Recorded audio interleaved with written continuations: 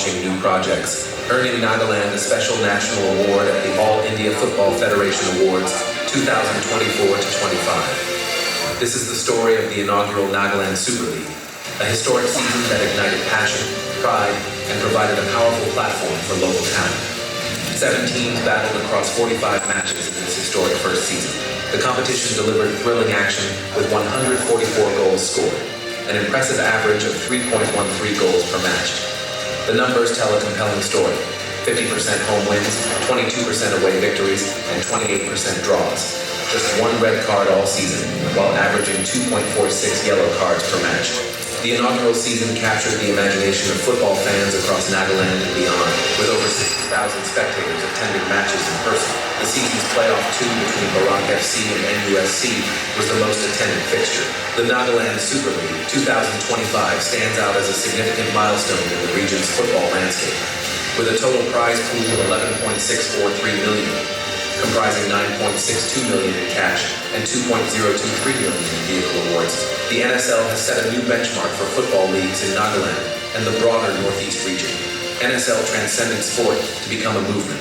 It inspired youth through the Inter-School Sports Competition 2025 at Aguinaldo Town. The league has engaged over 612 people, including support staff, volunteers, event crew members, and sports management. Most importantly, NSL gave 203 players a platform, and for many, their first shot at professional football.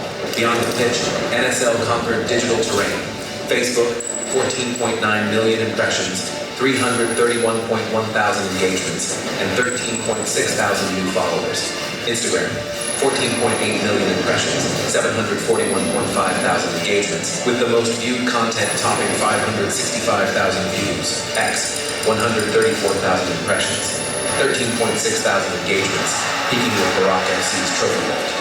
YouTube, 6.3 million plus views, 498.9 thousand minutes watched, 35,652 subscribers, and the final match live stream reaching 522.7 thousand views. This is merely the beginning. Nagaland Super League 2025. This is our league. Good evening. First of all, I give all glory to Almighty God for what we have achieved, and I extend my warm welcome to all your media friends. Nagaland is moving forward by supporting from everybody, especially from our state government. This time we received an award for investing for the games. We are grateful to our Honorable Chief Minister, Dr. Niathu, for all our support, not only giving the moral support, financial, giving the infrastructure so that we can move forward. And we also would like to thank our Nagaland Olympic Association led by Sir Governmental. We have seen what we have achieved for Nagaland Super League 2025. And even Youth Resources Department, I would like to acknowledge them for giving all the infrastructure, logistics support, everything. And with all the media support and the football fan and the lovers, especially to the club owners, they all came forward and made it what we have achieved today. Especially we got awards for the Super League also. What I would like to make a clear mention is our state government is pro-sports and our chief minister is a pro-youth. That's why he invested so much. We present our state plan in All India Football Federation executive meeting and in the general meeting also. How our government is investing in sports. Though we are a very small state, our state is really giving focus on the youth because they know through sports we can bring peace, through sports our economy also can be developed. In that way, our Honorable CM has given so much to the sports, and today what he has done All India Football Federation, our great nation, has acknowledged by giving this special award to our state. So we are dedicated to the whole of the Naga people, especially to the lover of footballs and players. Thank you for giving me this opportunity to speak to you. Thank you, sir. Now I'd like to call upon Mr. Abu Mehta, Secretary General of the Nagaland Olympic Association, Vice President of the Athletic Federation of India, and member of the NSL governing body, to kindly address us. Thank you very much, Mr. Kaki. Thank you everybody for being here. First and foremost, thank you very much, my friends from the media, for coming and joining us for this final whistle, the closing press conference of the Nagaland Super League 2024-25. You've just seen a short report and summary of the league which we played on the screen. That report will be available to you on your phones and on our social media handles. Our team will share it with you. To begin with, I must place on record the fact that the NSL 24-25 was an overwhelming success. And to be honest, we were also overwhelmed and taken by surprise, because the level of success, the level of response and the support we got off from all sections was beyond our expectation. And I take this opportunity on behalf of the Nagaland Olympic Association, the sports fraternity, to congratulate the football family, the Nagaland Football Association, the Department of Sports and the state government for winning the All India Football Federation Special Award for New Project. As the President of the NFA and Executive Member of the All India Football Federation, my good friend Mr. Niathu had highlighted, the victory is a victory not only for the NSL, but for the entire ecosystem of football in Nagaland and for the entire ecosystem for sport in Nagaland. You're aware that the NSL was only in its first edition, yet it got national recognition, and this national award is not an award only for football, but it belongs to entire Nagaland. Because football in Nagaland, the NSL and this beautiful game, every Naga citizen is a stakeholder in our common and collective aspiration.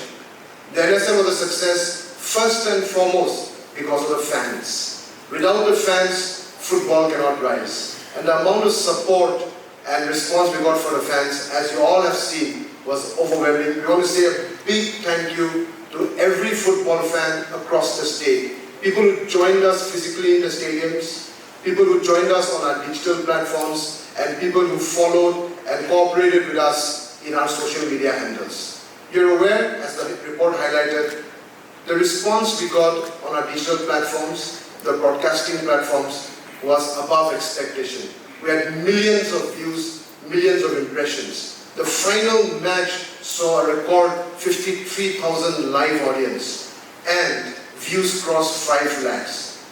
More than 7 million impressions on Facebook. And the amount of following we had was never really expected. But as I said, this is because the fans responded to us. The NSL was successful because hundreds of people worked for months and weeks behind the scenes, day and night. We faced many challenges. The planning itself was a challenge. And to start a new league, given the challenges that we have, and the two main challenges in Nagaland, as we all know, in the Northeast, are resources and infrastructure.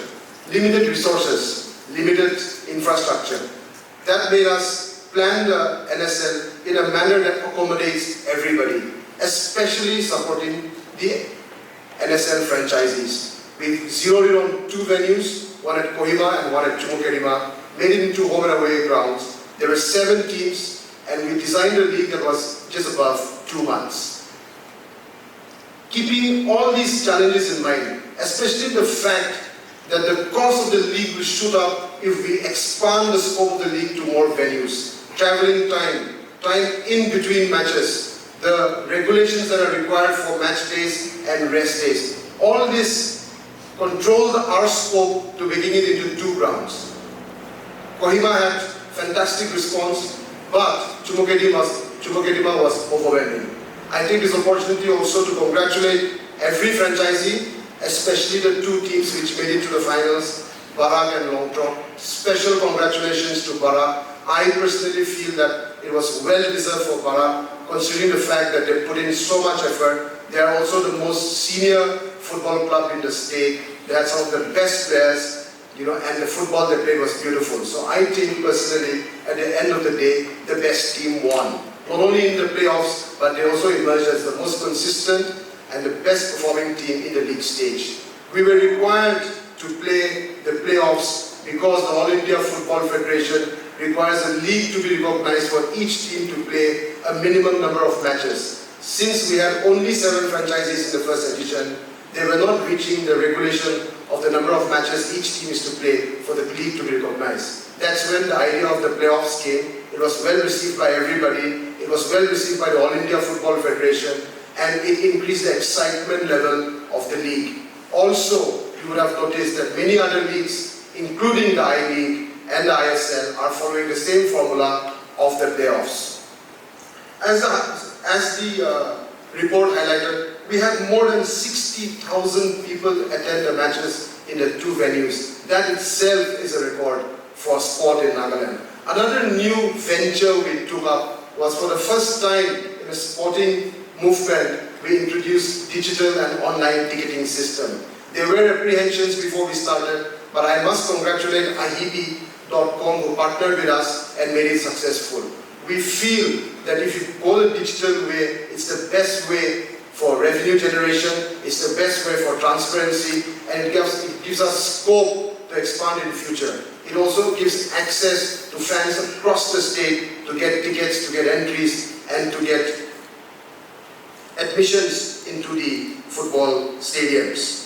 The other things which we did was we gave a lot of importance and emphasis on media, and all platforms of media: traditional media, mainstream media, digital media, social media, and even satellite television. You're aware that we are the only league in the country, the state league, to have a weekly show on satellite television. We had a partnership with Any Live, and our Extra Time show, which was a weekly show, done for the first time, received overwhelming response. And the best part of it is the entire production was done by our local entrepreneurs, our local digital media personalities, and all in-house done by our media team. We've also done documentation in an extensive manner. You would have seen the guidebook that came out before the league was kicked off. We'll be having a coffee table book that comes out. We'll be having a sponsorship report. We'll be having a summary report, which you saw on the screen just now. And we're also the first time we've come up with a documentary series. The first episode of the documentary series was released on the day of the NSL Awards night, and the next episode will be launched very soon. Why we're doing this is we're documenting the entire movement of the league, not only for now, but also for future generations. It's important that we document everything in all its forms, as I said, print, digital, and in film also. Our total employment created, as per our report, conservatively and all on official documentation, is 612 jobs were created during the NSL. As the report said, 203 players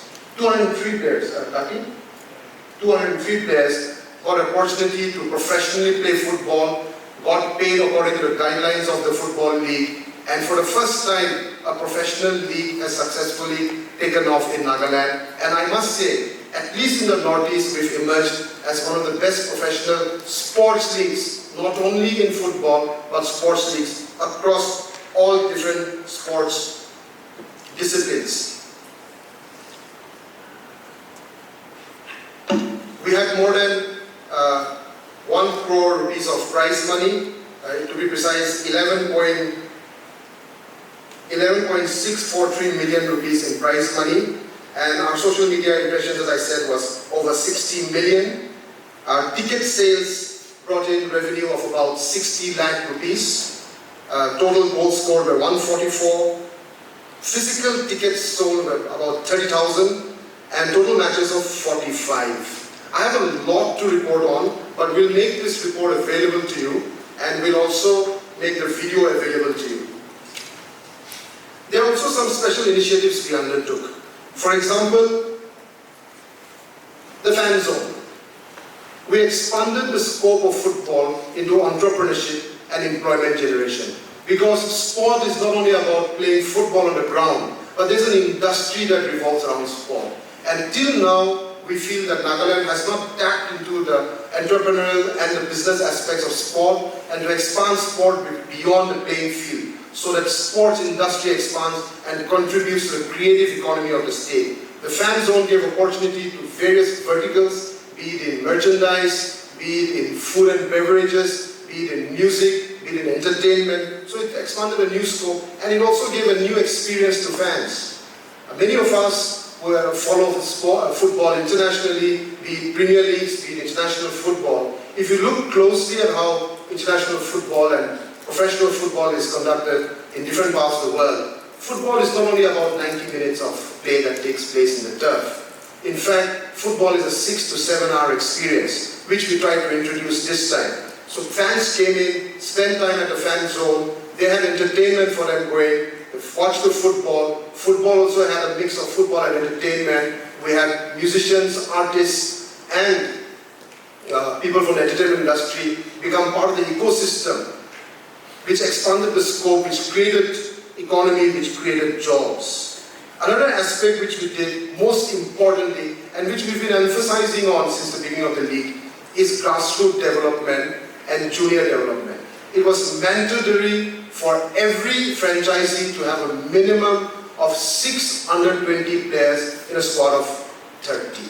This was mandatory. And it was also mandatory that every team has a starting 11 of at least 2 under 20 players in a starting 11. Our aim was to give opportunity to youngsters, to grassroots development. At the same time, it was also our aim to bring the best of football to our own backyard. We wanted our footballers to get national level standard football in our own backyard. That's why we opened up the league for each franchisee to have guest players.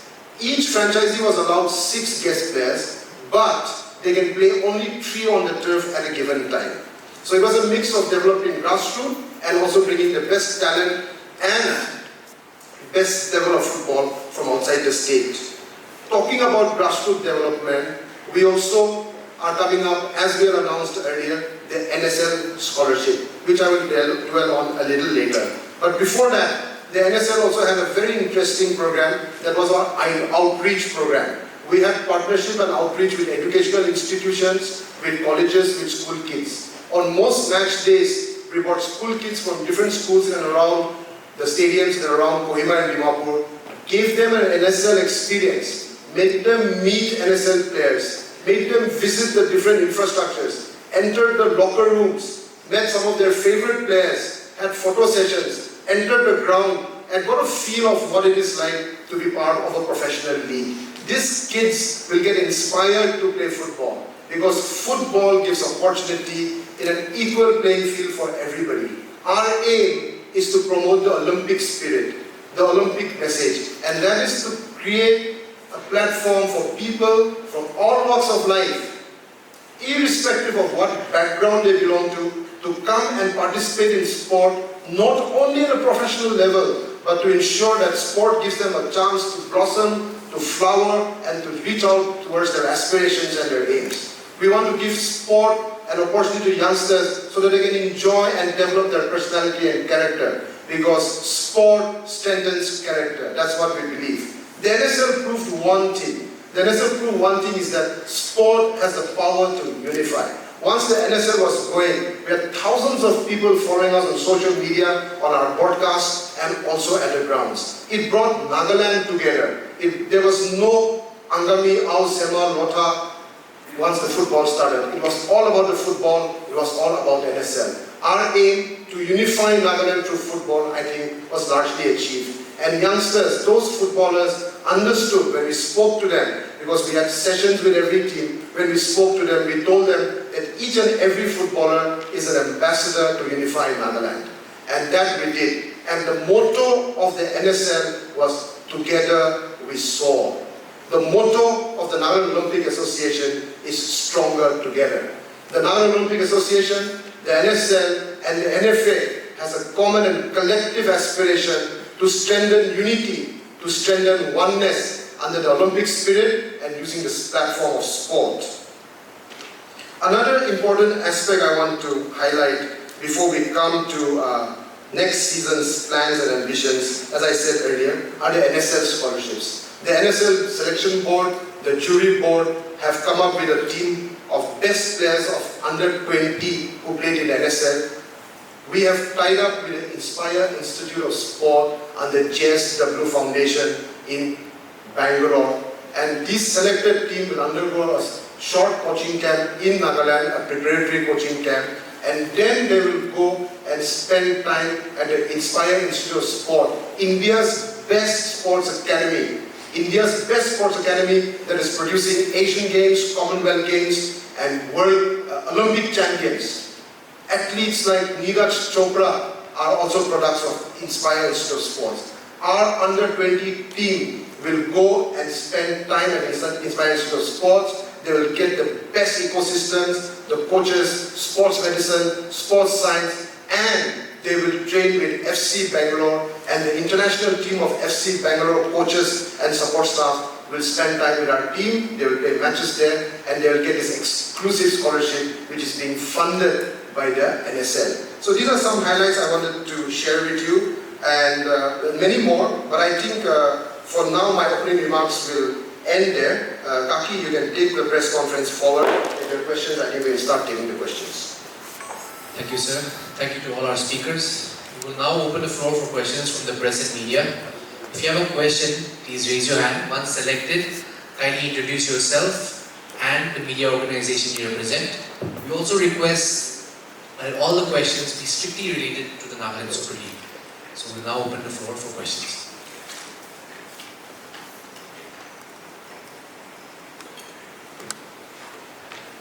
Yep.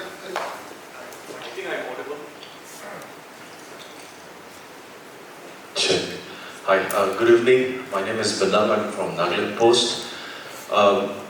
My question is regarding the apprehension that the prizes for the prizes to the winning team has not been given to them. So, can you, if anyone can kindly inform us whether the prizes has been given, and if not, or why was it being delayed? Thanks, Ben, for that question. I was expecting that. But I think we've already given a statement on this some time back. We had the NSL Awards night, after which we started giving the prizes. But let me make it very clear, because the ecosystem of sport and league is very new to us. You must understand the fact that these type of leagues, these type of tournaments, even contracts, take time for payments to come through. In fact, some of the leagues around the world take months for prizes to come through. You can do your research, that's one thing. But I will not justify it with that. We have given our prizes to all the individual members, individual award winners already, to each and every one. And every prize has been done through a bank transaction. Every man of the match prize from day one when we started distributing was done through bank transactions. There was no cash transactions, and the transactions went straight to the accounts which they submitted. For example, when somebody won a man of the match, it was mandatory for the franchisee owner of that team to fill out a form, give the bank details, submit it to the finance team, after which we transferred amounts. This has been taking place from day one till the finals, as far as the man of the match is concerned. You are also aware that according to the guidelines of the franchisees and the NSL, there are cash penalties for yellow cards and red cards. And it is also mandatory for the franchisees to make the payment of these cash penalties before their next match. Many of the teams could not fulfill these norms, but we went ahead with matches. Even now, some of the teams have not paid the mandatory match penalties which they are supposed to pay. That's one, but we've relaxed the rules for that. The second aspect is that when the NSL was designed and formulated, and we had meetings with all the franchisees and all the stakeholders, we came up with a set of regulations. The aim is to promote the footballer, to protect the footballer and to promote football. That is why we designed the entire rules and regulations around promoting and protecting the footballer.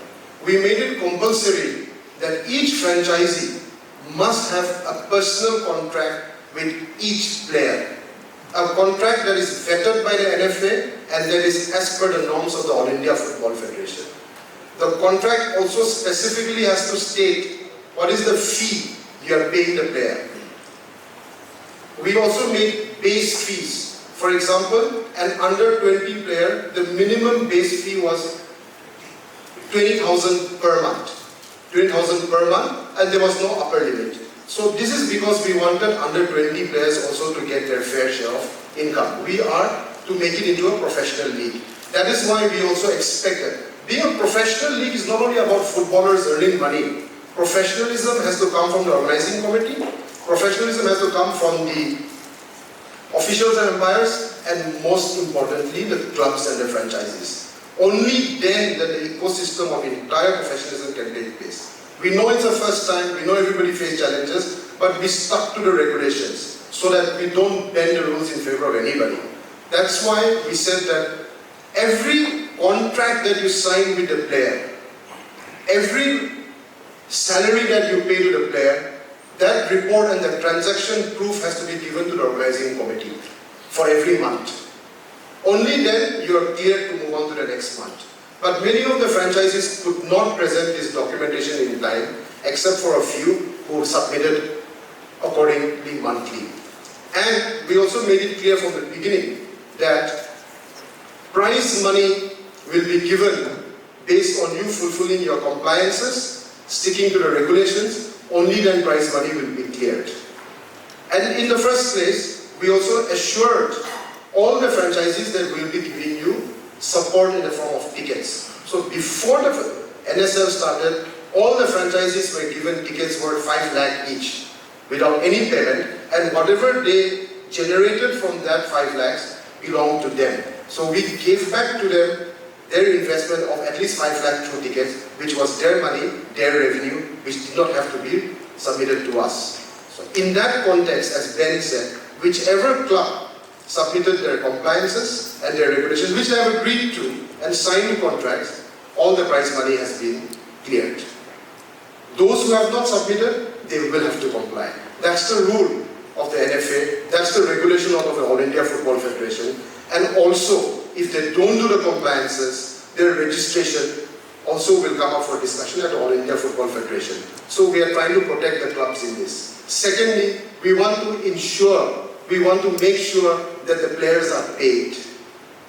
Only after we get the proof that the players are paid, they'll get their prize money. So I think that's pretty clear on that, man.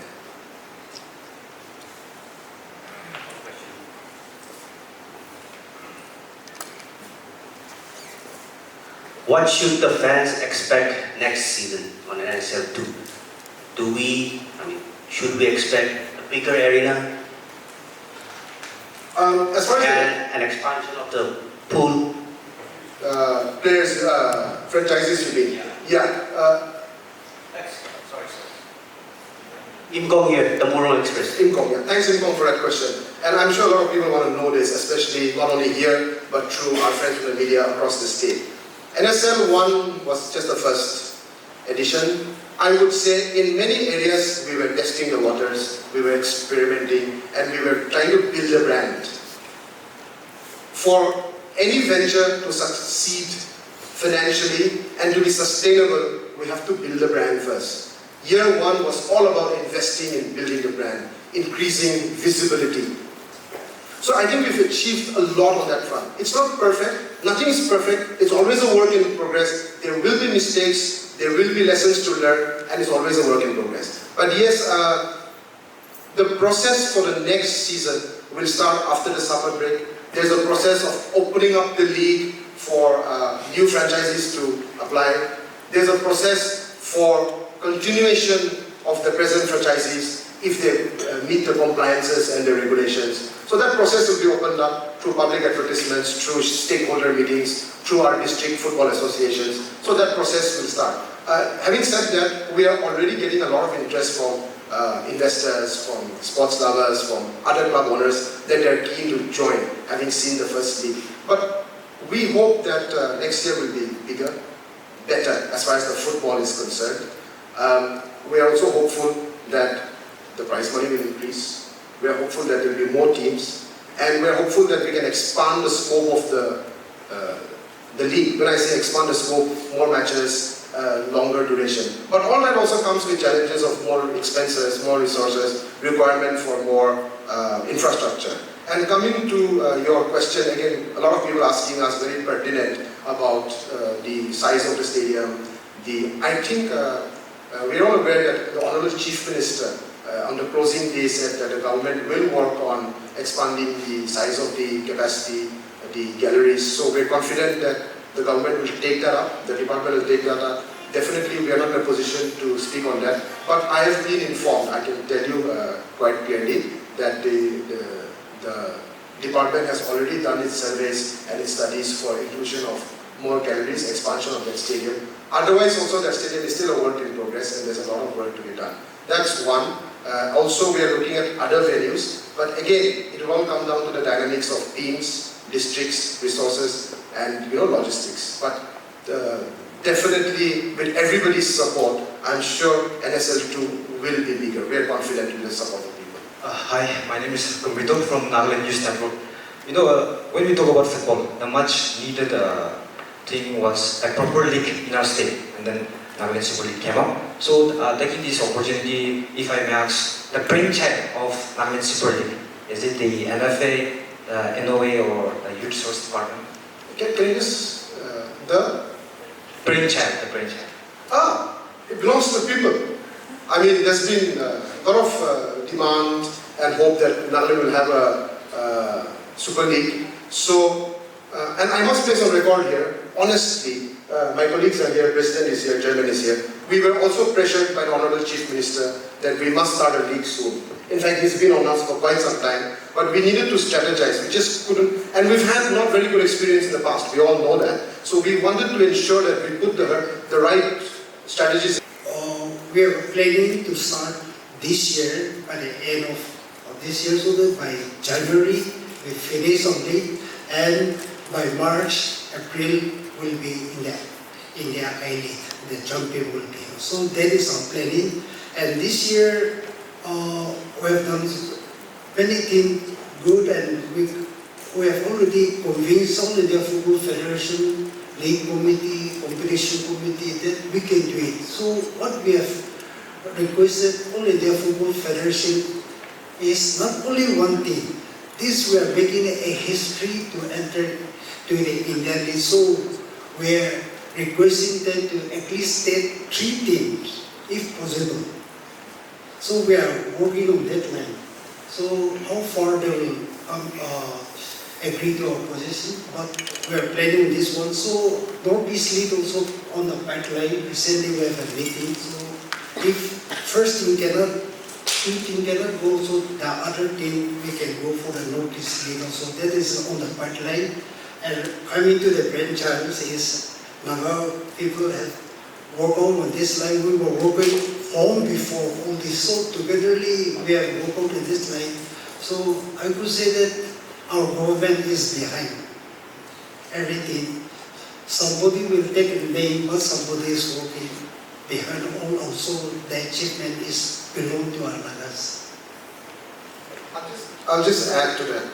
Nakomo raised the type 4 issue. So I think I have to emphasize on it, talking about NSL 2. Yeah, so as I said earlier, we're going to open up the process, and we hope that, because this league was 24-25, as you all know. The next one will be 25-26. So the NSL 2 will start this year.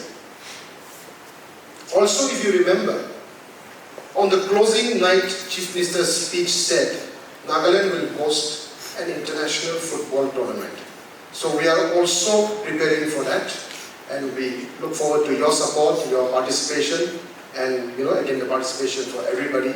I must place on record, on behalf of the football fraternity, the effort that Mr. Sekose and Mr. Benya are making with the All India Football Federation, because the state league winner is pushed through to qualify for the I-League.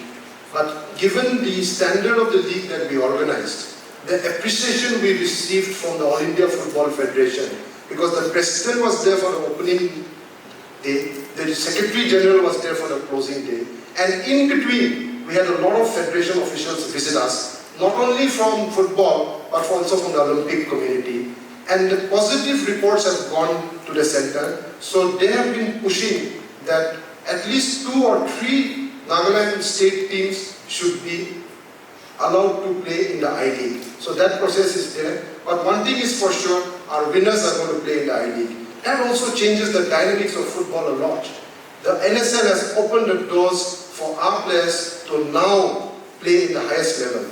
Anything is possible in sport. If today they are playing for a Barak FC and Barak FC performs at the I-League, there's no reason why our best players can be spotted and play for national and international teams. There's no reason why we can get there. I think there's tremendous potential for football in Nagaland. What cricket is in the mainland, football is here in Nagaland and the Northeast. I personally feel that if India is to rise as a power in football, the pulse of that heartbeat will be from the Northeast. I feel that if India is to rise in football, it will start from the Northeast. And I think even in the Northeast, we Nagas can do much better than others. It was our first year at Akshay, but we've all seen how well it gone off. I think in the next few years, there's so much of excitement, there's so much of potential.